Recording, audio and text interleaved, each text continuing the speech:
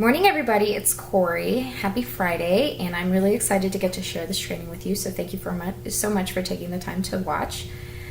In light of us focusing on our team building this month, I wanted to talk about the problems and the objections that we face when we are team building.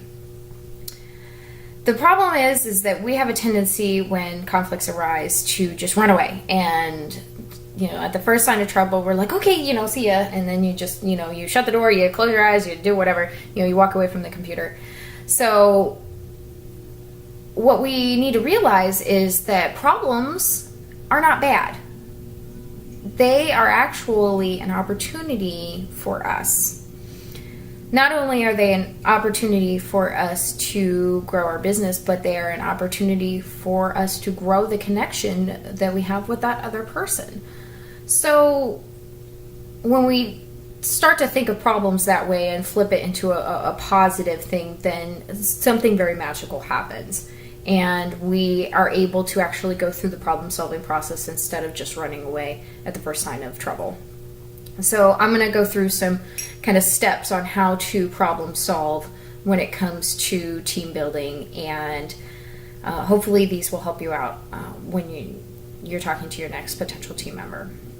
So first thing you need to do is identify the issues, and it's very important that you really get to a clear and concise problem.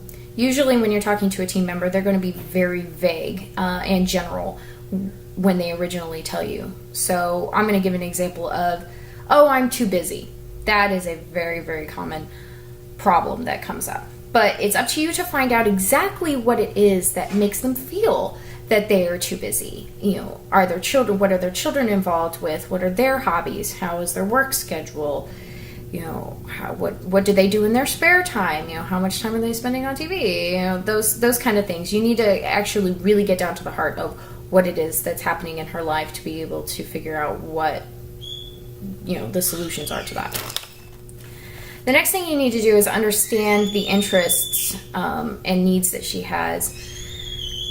This is really important because this is going to help guide you when you are coming up with solutions. You need to find out what she really wants. And, if she's a busy mom and she says, oh, I'm too busy to start a business, most likely, spending time with her family is probably going to be one of those strong needs that she has. So you need to be able to hear what those needs are and what those desires are, so that way you can come up with the next step, which is, a way to help, when you're coming up with the solutions.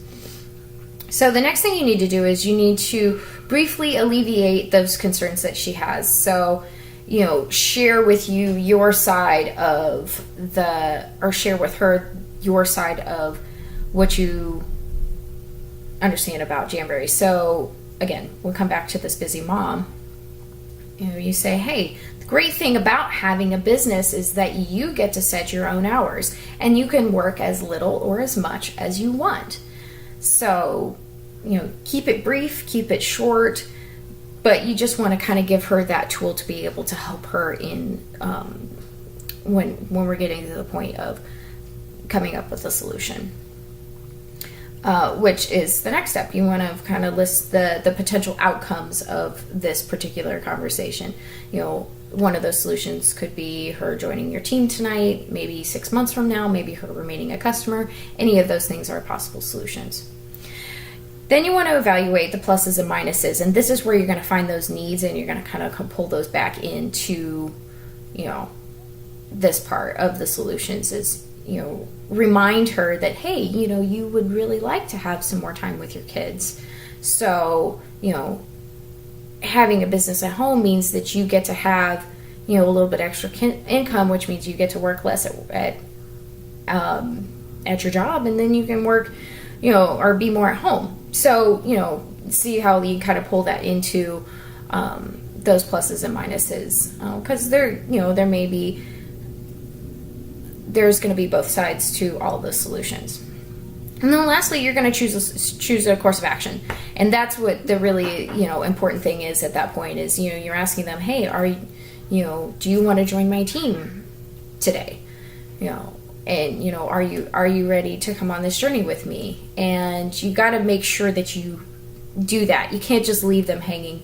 You come up with all these ideas and then you don't ever ask them that question. So make sure you wrap up that conversation with that final question.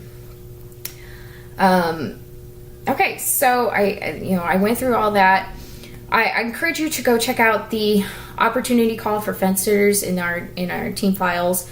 That's actually a great kind of roadmap for you to use when you're doing these interviews.